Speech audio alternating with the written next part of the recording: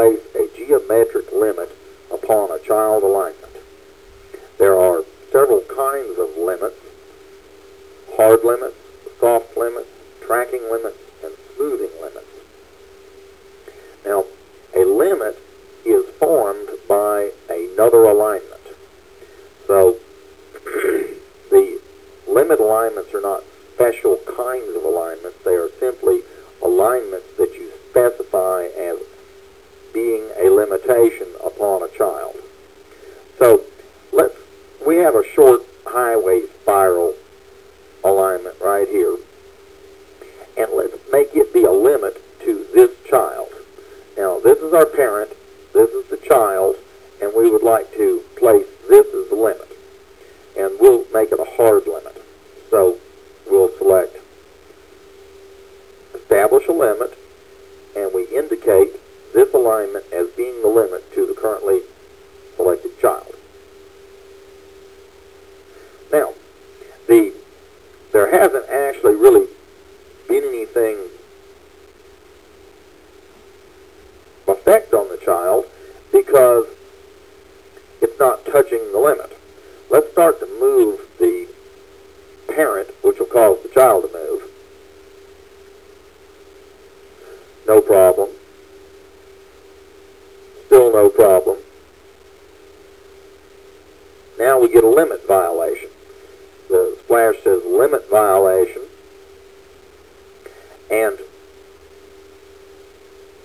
it rejected our attempted edit and put the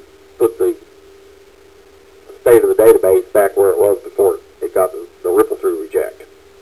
Now, that's the effect of a hard limit. You might use a hard limit to keep a ditch out of a neighboring subdivision, or you may use a hard limit to ensure that you don't make some change that causes some piece of geometry to go outside the established right-of-way. You can use a limit for anything you want. Now, let's take a look at what happens if we're going to remove the limit, but you can refer to the help files on remove a limit. We're going to remove this limit, which of course now, if we were to move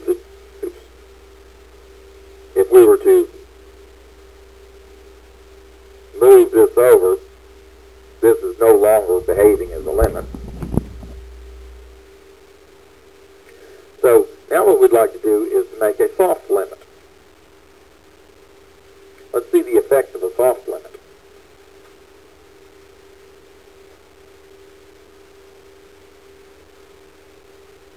Oops.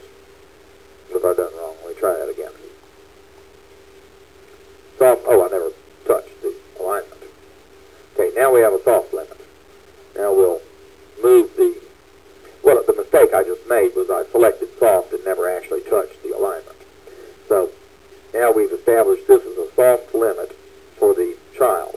And it's actually the child that's soft and not the limit. So we'll move the PI and see what happens.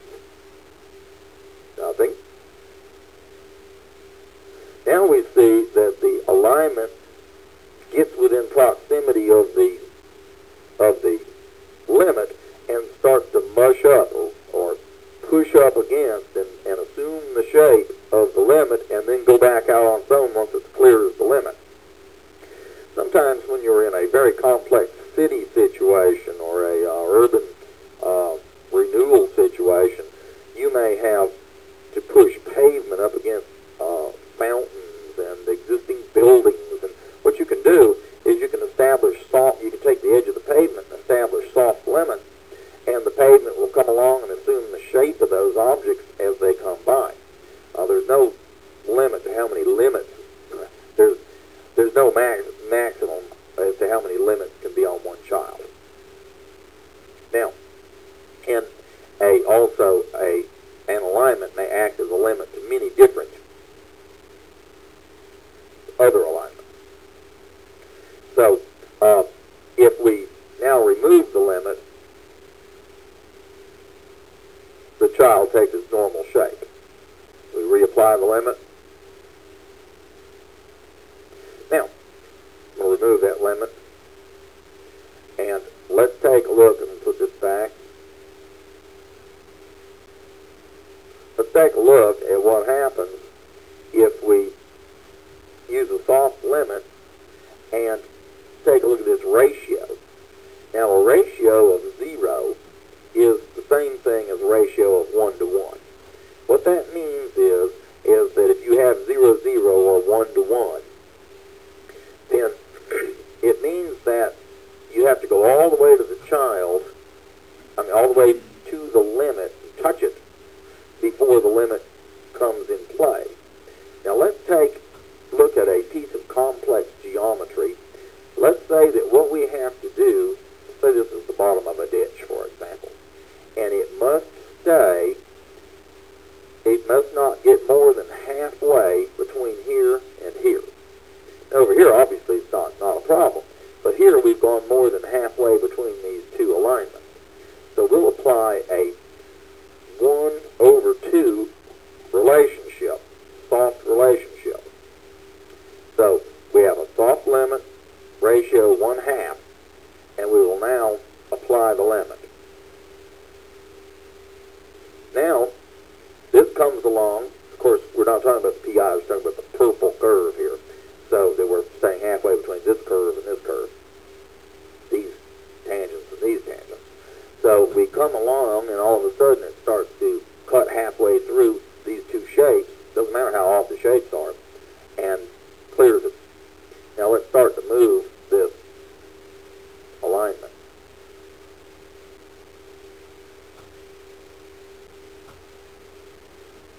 It does its best to assume that 1/2 shape.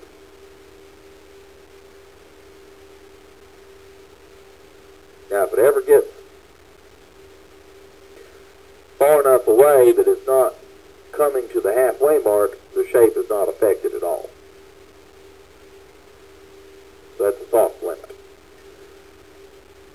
Furthermore, you can use the elevation of the child or use the elevation of the limit. Now what this means is we're sending a normal out and computing an elevation. That would be the child elevation. Now over here, when the limit comes into play, we can either use it goes out to where it would have put the child, and then it has a slope along that and computes what the elevation would have been along that slope. Or if the limit is in play and you say use elevation of limit, then it computes the slope from here to the limit and takes that distance and applies it. Now let's look at something to make it a little easier. Let's go with a 1 to 1. We'll remove this.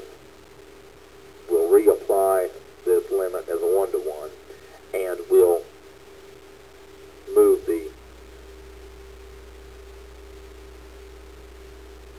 Now, what would happen, and this is easier to understand in this situation, what would happen here with a use elevation of limit would be that when it finally touches the limit, it starts to use the elevation of the limit rather than what its computed child would have been.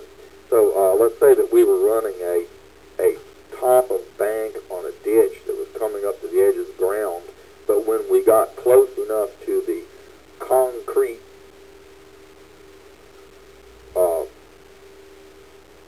channel, we want the ditch top to start following the top of the concrete channel until it clears it.